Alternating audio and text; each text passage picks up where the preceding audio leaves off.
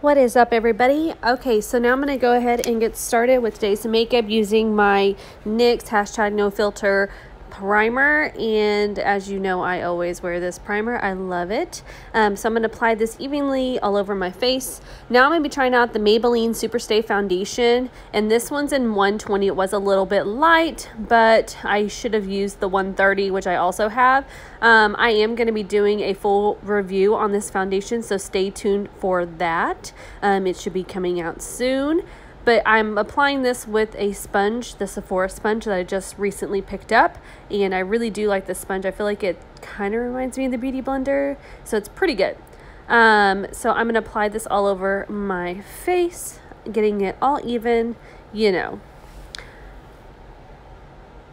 Now I'm going to go in with the Jordana. This is the Sculpt and Go, and this is in the color Deep, and I'm going to do some cream contouring with this. I'm kind of testing this product out just because I found it in the drugstore, and I kind of want to have a alternative for the Anastasia Beverly Hills sculpting palette. So that is what I'm kind of doing here, but I'm going to take a same Beauty Blender, and I'm going to blend that into my skin. Don't forget that double chin, and make sure that's all nice and smooth and evened out, just because I feel like when you cream contour, it really does make your skin look flawless, and the contouring just looks even better, in my opinion, especially if you use the cream, if that made any sense. Now I'm going to go in with my handy dandy Tarte Shape Tape, and I'm just going to be applying this under my eyes. It is a little too light, so I don't have to use a whole lot of this. I use just like a tiny bit. You can also use this as a eyeshadow base if you like, because it really does do kind of the same thing. So I kind of apply it in that area anyways. So if you don't want to lay down a eyeshadow base, then you can use this. Now I'm going to take the LA Colors Loose Powder, and I'll link the color that I actually used below. It does have a smidge of color to it. It's really light though.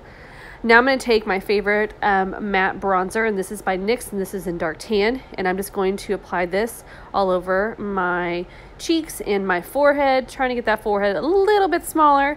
And I'm just going to blend this all out nicely. Also going to take it down the sides of my nose just to slim that sucker up just a little bit. And if you guys want a full contouring, like a new updated one, just let me know. I'm also going to fill in my brows with my Anastasia Beverly Hills Dip Brow and Soft Brown. I did get my brows microbladed, but I still like to fill them in because it makes them a little bit darker. Just because they're, you know, they're a little more on the natural side. And when I do these kinds of looks, I really want my brows bold. So I do go in and fill them in. Now I'm going to be breaking into the Dare to Create palette by Morphe, and I'm going to be taking the color Canvas with a fluffy blending brush, and this one's by NYX. It's my absolute favorite. I also forgot to clean my brush off, so it is a little bit darker. As you can see, there's a difference, but I will fix that in just a minute. I guess I did not clean my brush as good as I thought I did. So you see me going back in and fixing this. So I'm going to go ahead and keep adding that. This is going to be the transition shade. And I'm doing a cut crease today. Hopefully this is the easiest way that I've figured out how to do a cut crease. It's kind of difficult if you've never done it before. So this was kind of the easiest method. I played around with this for a little while, and I figured that this is the actual easiest way to do it, in my opinion. So I put down some tape, and I feel like this is like the key to it. I also skipped a little bit, so I went ahead and put the Tarte Shape Tape down and cut my crease, which I didn't do on camera because the camera broke or kind of died. So I cut the crease, and then I'm going to go in with the blue shade. This is the color Indigo from the Dare to Create palette as well. And I'm basically kind of following that line that I created, but I'm staying underneath it. So as you can see, it creates like this three-dimensional effect. So I'm not going all the way up to the brown. I'm kind of leaving a little bit of a gap. So now I'm going to take Evolve, and I'm just going to get a really small crease brush, and I'm just going to follow the brown and get it as close to the white as I possibly can without touching the white. And this kind of gives it that three-dimensional effect as well. It just adds more like shading, and I don't know, it just makes it brighter and more dramatic. I really like the way it turned out. So I kind of followed that, and then I blended it out at the ends, and I kind of blended it up into the other brown shade just so it kind of meshes well. And then I'm going to take a clean blending brush, and I'm just going to kind of blend it all together. You have to work with layers whenever you're doing this kind of look, just because you want it to like really flow together and not be too harsh, even though it is a harsh look. But it does flow better if you blend it out pretty good. So now I'm going to take Vibrant, and I'm going to do the same thing, just go over that closest part to the white shade, and I'm just going to follow it down to the tape. Like I said, the tape really is a lifesaver. It does make the lines extremely sharp, and you don't have to worry about going over or making them even, anything like that. So I highly recommend the tape if you're going to do a cut crease, or if you want a wing liner and you're not the best at doing it, the tape is a lifesaver. So now I'm going to go back in with the Tarte Shape Tape, and I'm going to go over the white, and I'm just taking a really small definer brush, and I'm just basically just tracing exactly where I put it down the first time, just to clean it up a little bit. I do have like little creases in my eye, as like a normal person does, and so it does get a little uneven, but that's okay. You know, you can fix it with some glitter or whatever you're going to use, but I just want to get the general brightness back of the concealer. So that's what I'm doing here. Just take your time. You know, practice makes perfect.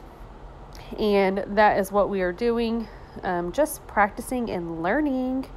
So yeah, I'm going to go over that, get it all pretty. Then I'm going to go back in with the blue and make that really sharp.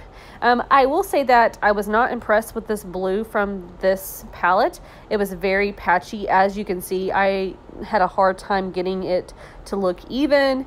Everything else in the palette I've loved so far, but that blue, not a fan of the blue. So now I'm going to take my, what is this? I forgot what it's called. It's by Bella Paris. Oh, this is the Excite pigment, which I also use as a highlighter sometimes, but I'm just going over anywhere I put the Shape Tape, making that really bright. This just adds a little bit of shimmer to it. It just makes it pop. So that is what I'm doing here. And then I also did a brow highlight. Now I'm going to take some liner. I'm leaving the tape on just because I want you guys to see how easy it is to do a winged liner if you have this tape. So basically it doesn't really matter if you get it on the tape or whatever. So I just kind of followed, and then once I pulled that off, look how sharp that is. And it's just because I put the tape on. So now I'm taking some Lash Glue, and this one's by Red Aspen.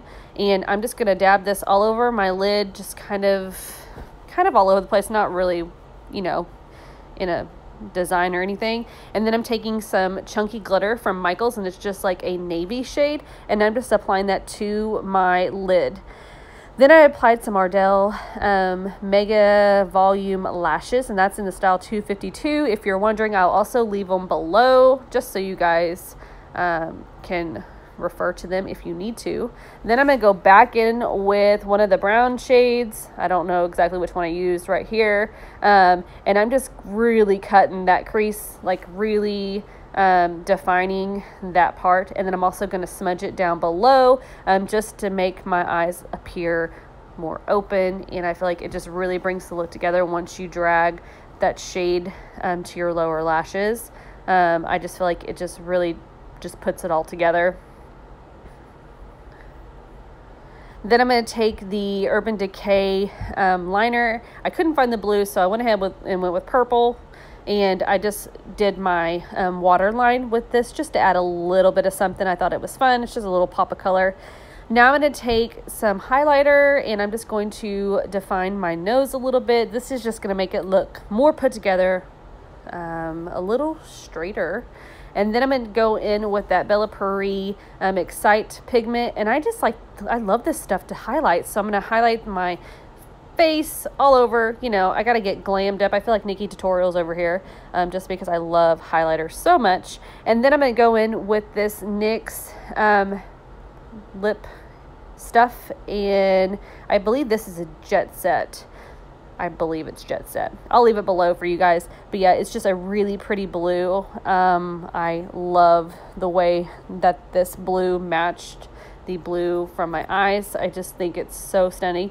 And then at the end, I went in with a little more of that warm brown and just kind of added more brightness to the look. I also added a little more of that glue and added a few more of the chunky glitter, just because I kind of wanted to make this a little more dramatic, of course, duh.